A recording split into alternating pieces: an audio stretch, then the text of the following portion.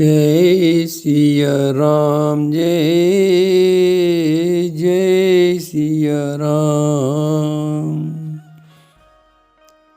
जय सिया राम, जय जय सिया राम।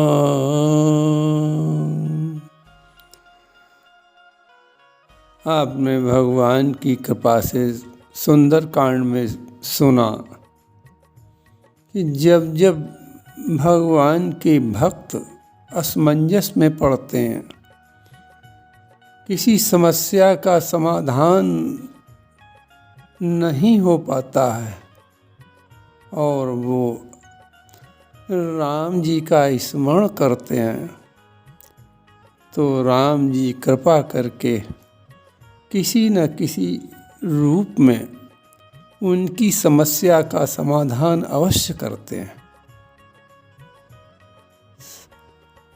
भगवान की कृपा किसी न किसी रूप में आती है।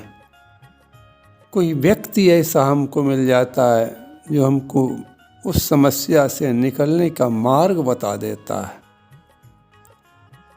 कोई संत महापुरुष मिल जाता है जो हमको समाधान हमारी समस्या का दे देता है। अब देखें, हनुमान जी बड़े असमंजस में पड़े हुए थे कि सीता माता अपनी दृष्टि अपने चरणों से हटाई नहीं रही थी, तो अंगूठी कैसे गिराते। भगवान का स्मरण किया हनुमान जी ने और इस समस्या का समाधान रावण स्वयं बनकर आ गया। तुलसीदास जी यहाँ से एक नया प्रसंग प्रारंभ करते हुए कहते हैं कि तेहि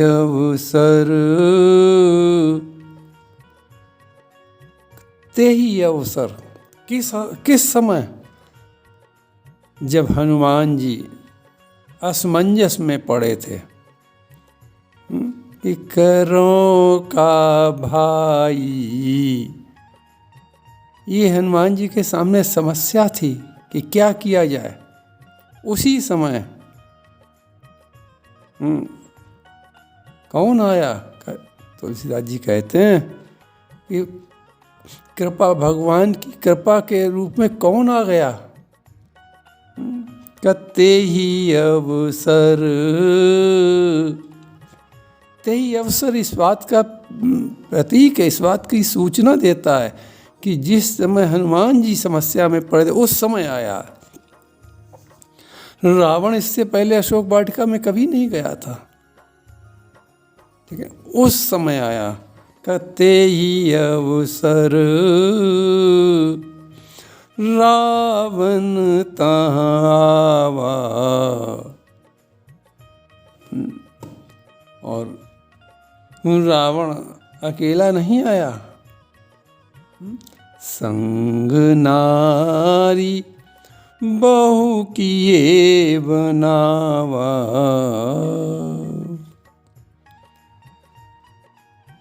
अब देखो, जब जब हनुमान जी या उनके साथ जो वानर किसी समस्या में घेरे, भगवान ने तुरंत किसी न किसी के माध्यम से अपनी कृपा उनकी सहायता के लिए भेज दी।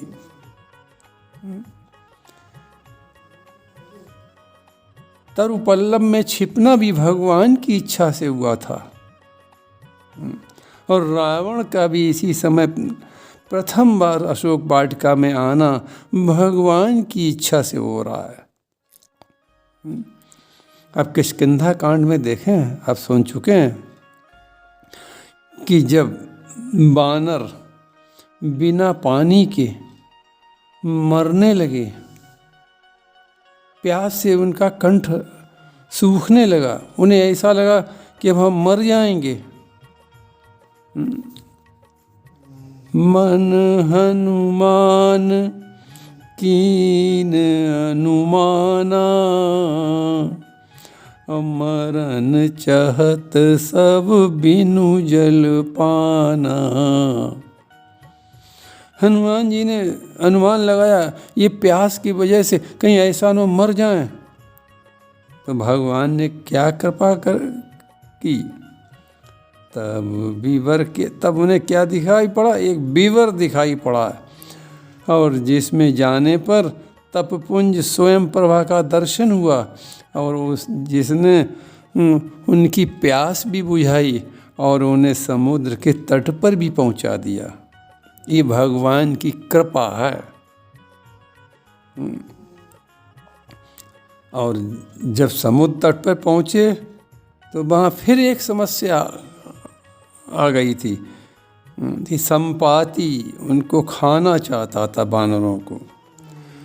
डर पे गीध बचन सुनी काना,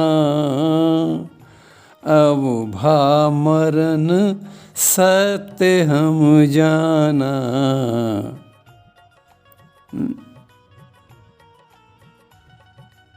और ये भी प्रभु की कृपा थी। वानर तो डर रहे थे संपाति की बात सुनकर, लेकिन संपाति की बात भी भगवान की कृपा से, संपाति के मुख से भगवान की कृपा से निकल रहा था कि आज हमें पूरा भोजन मिलेगा। यदि संपाति ये न कहता तो जटायु की कथा न सुनाई जाती, और जटायु की का नाम न संपाति सुनता, और वो सीता जी का पता कैसे बताता। संपाति ने तो बताया था कि अशोक वाटिका, लंका में अशोक वृक्ष के नीचे सीता जी सोच में बैठी हुई हैं। तो ये भगवान की कृपा, प्रभु हमारे प्रभु की कृपा है। ये सब प्रभु की कृपा से होता है। और अब यही सुंदरकांड में देख लें, सीता जी बहुत आगे दुखी होंगी कि मिलिए न पावक मिटी न सूला। ऐसी परम विरह की दशा में भगवान ने कृपा की और मुद्रिका हनुमान जी ने डाल दी। तो भगवान की कृपा से क्या होता है, कुयोग भी सुयोग में बदल जाता है। लेकिन किसका बदल जाता है? जो भगवान के आश्रित रहता है, जो भगवान की कृपा पर भरोसा करता है, उसका। प्रभु हमारे बड़े कृपालु हैं। एक बार हम उनके बन तो जाएं, फिर पग पग पर प्रभु हमारी रक्षा के लिए प्रयास करते हैं। तो तुलसीदास जी क्या लिखते हैं कि तेहि अवसर रावण तहाँ आवा, असंग नारी बहु किए बनावा। अध्यात्म रामायण में ऐसा वर्णन आता है कि रात के चौथे प्रहर में रावण को एक स्वप्न हुआ कि एक वानर सीता जी के पास आया हुआ है और उनसे बातें कर रहा है।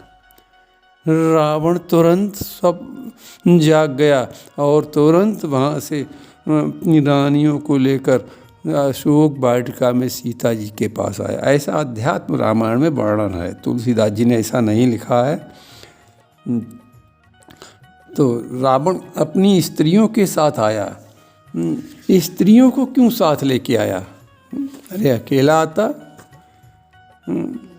रावण देखा सीता जी को दिखाना चाहता है कि मैं देखो स्त्रियों को कितना सुख देता हूँ, हर समय उनको संग रखता हूँ। और कैसे आया रावण? स्वयं आभूषणों से सुसज्जित है, आभूषण पहने हुए है, और साथ में जो रानियां हैं वे भी श्रृंगार किए हुए हैं। देखो हमारे ग्रंथ कहते हैं कि स्त्री को अपना श्रृंगार, पतिव्रत स्त्री को अपना श्रृंगार अवश्य करना चाहिए। तो जो रावण के साथ रानियां हैं वे बहुत श्रृंगार किए हुए हैं।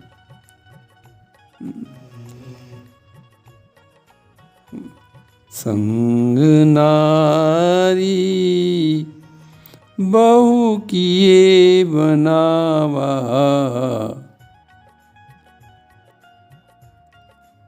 बहु विधि खल सीतहि समुझावा।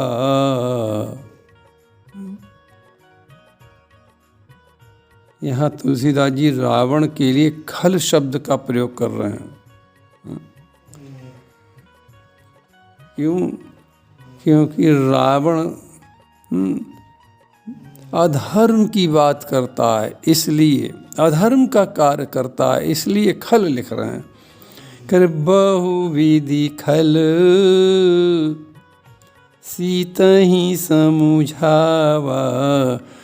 कोई व्यक्ति एक मन से खल होता है, कोई कर्म से खल होता है, कोई वाणी से खल होता है, लेकिन रावण तो हर प्रकार से खल है। हर प्रकार से उसका कर्म भी खलता से भरा हुआ है, दुष्टता से भरा हुआ है। अब देखें, उसने साधु का वेश बनाकर माता सीता का हरण किया, कितनी बड़ी खलता की। उसने साधु के वेश को अपवित्र कर दिया, उसने साधु के वेश पर को कलंकित कर दिया, उसने साधु वेश पर धब्बा लगा दिया, उसने साधु वेश पर एक प्रश्न चिन्ह लगा दिया, उसने साधु वेश को निंदनीय कर लिया। तो कर्म से भी रावण खल है और मन से भी रावण खल है। मन में उसके ये विचार आया साधु बनने का।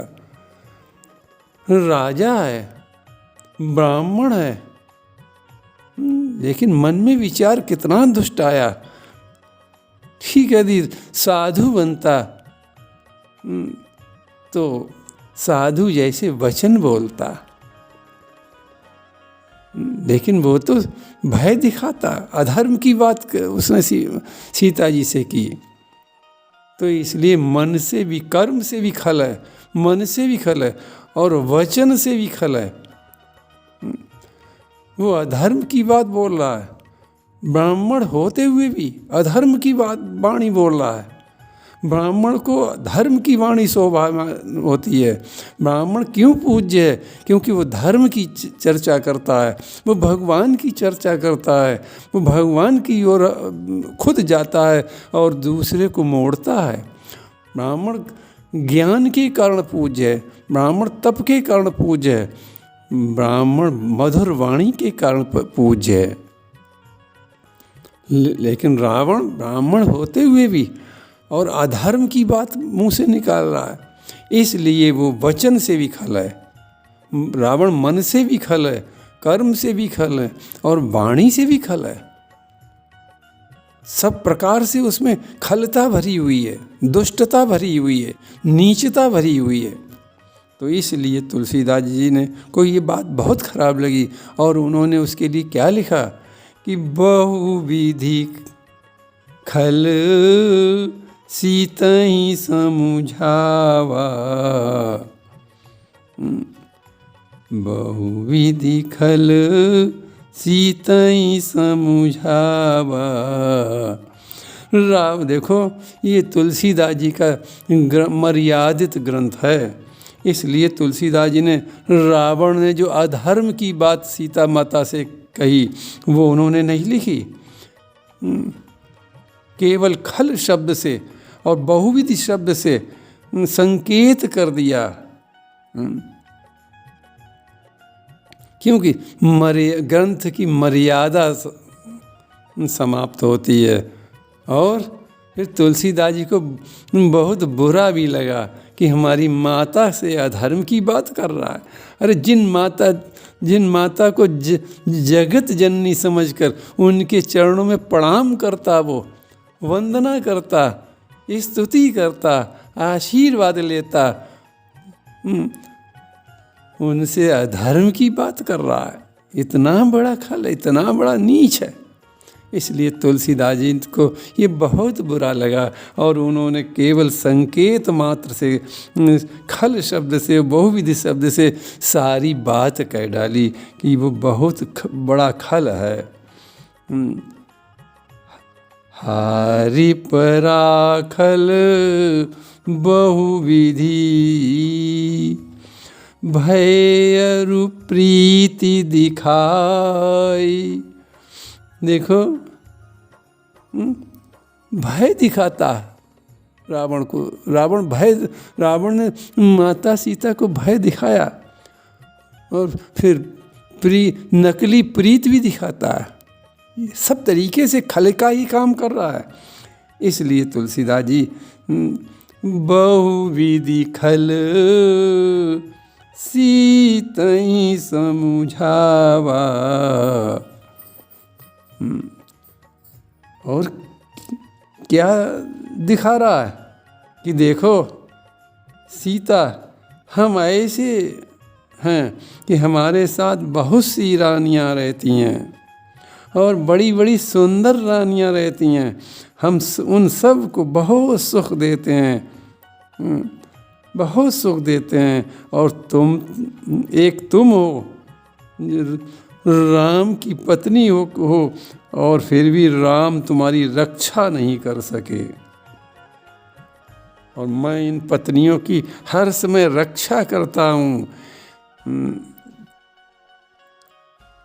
और सामदान भय भेद दिखावा। देखो, रावण अब 4 नीतियों से काम लेता है। रावण राजा है और राजा अपना काम बनाने के लिए 4 नीतियों का प्रयोग करता है। साम, प्रशंसा करना, साम दान भय भेद दिखावा। यहाँ 4 का प्रयोग कर रहा है, 4 नीतियों का प्रयोग कर रहा है। साम माने प्रशंसा करना। पहले वो सीता जी की प्रशंसा करता है कि प्रशंसा से ही ये हमारी तरफ देख लें। क्या कह रहा रावण? कहे रावण सुनु सुमुखी सयानी। सुमुखी,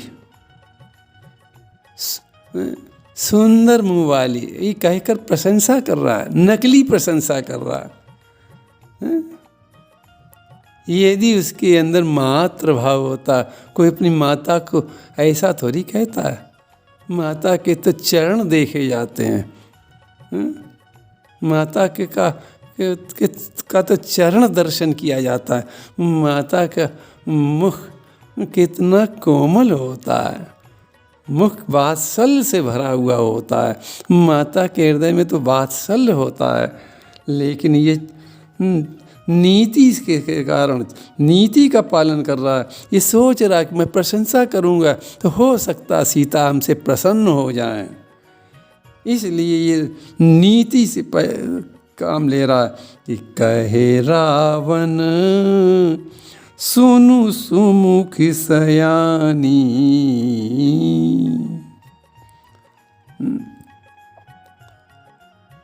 और उसके बाद जब सीता जी ने नहीं देखा तो दान नीति का प्रयोग करता हुआ कहता है,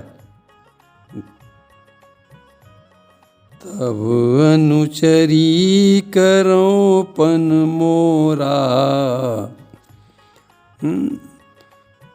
मंदोदरी याद को दिखाकर क्या कहता है, मंदोदरी यादि सब रानी, तब अनुचरी करऊं पन मोरा।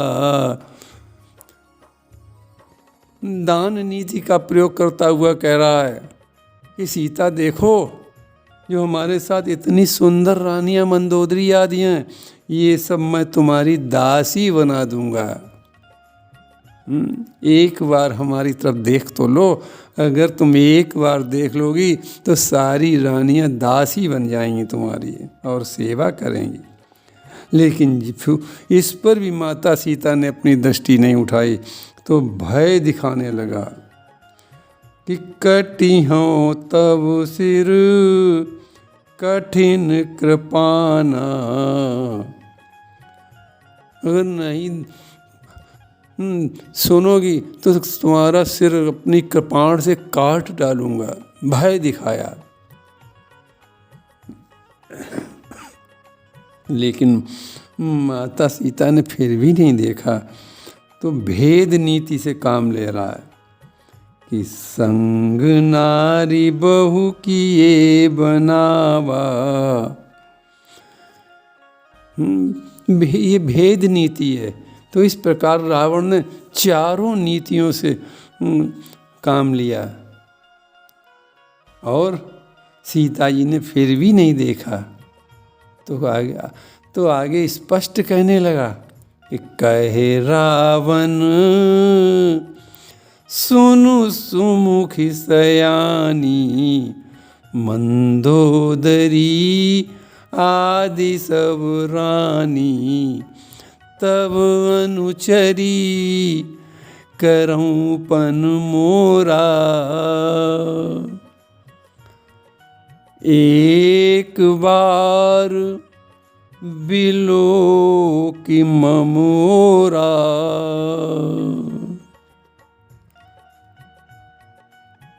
क्या कहता है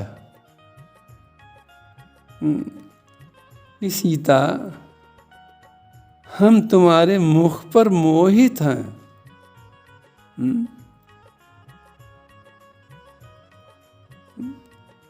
तुम्हारा मुख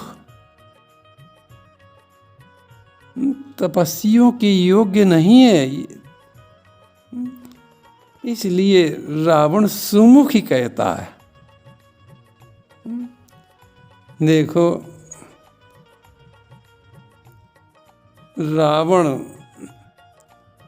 ने माता सीता के किसी अंग का विशेषण नहीं दिया, क्योंकि उसको माता सीता का कोई अंग दिखाई नहीं पड़ रहा है।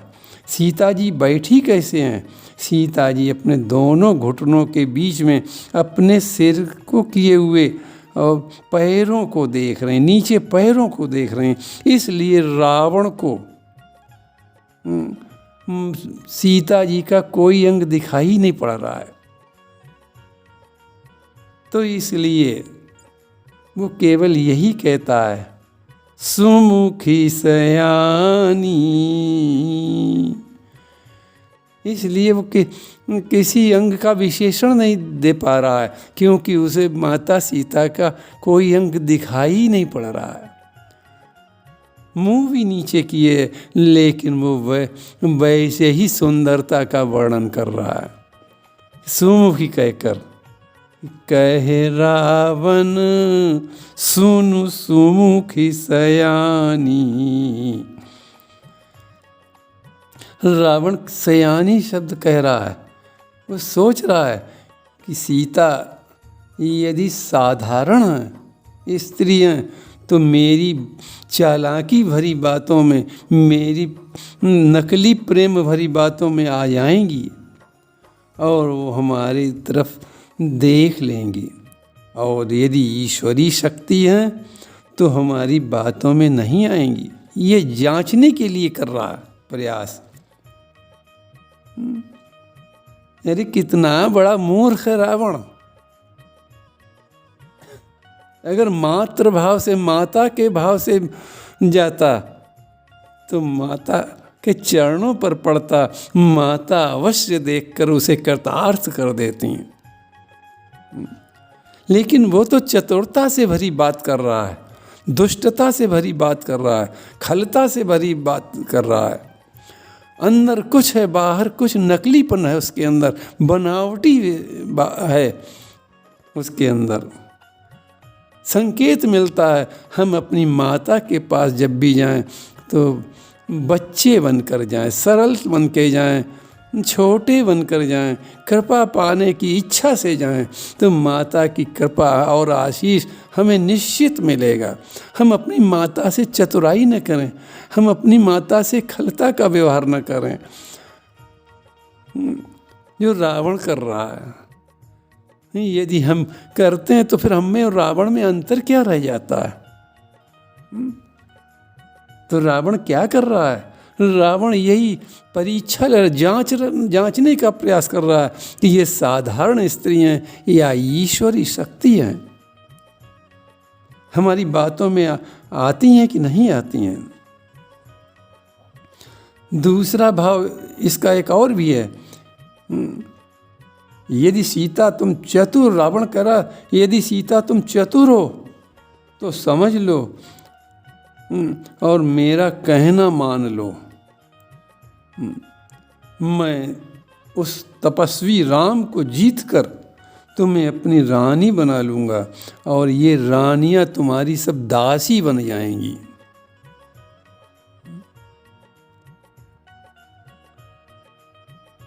और ये इन रानियों को दासी के रूप में तुम स्वीकार कर लो।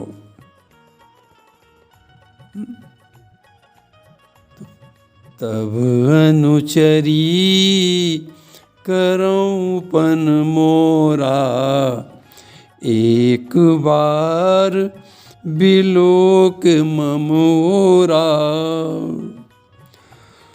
इतना सब कुछ रावण ने किया, कहा, लेकिन माता सीता ने उसकी ओर एक बार भी नहीं देखा। रावण एक बार ही देखने की प्रार्थना करता है, लेकिन सीता जी उसकी तरफ देख नहीं रही हैं।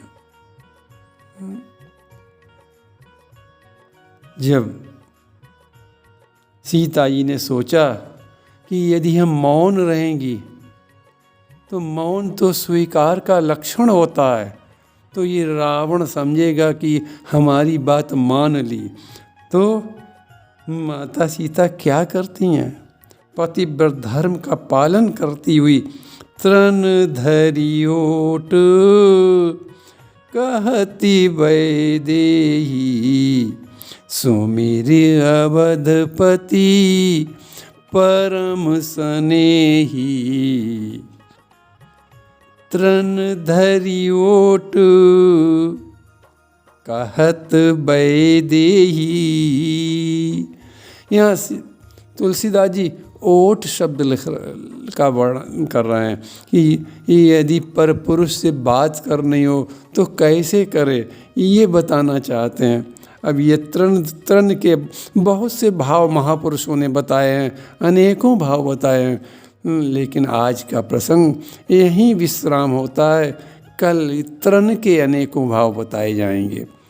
रघुनंदन राघव राम हरे, सीता राम हरे, सीता राम हरे, सीता राम हरे।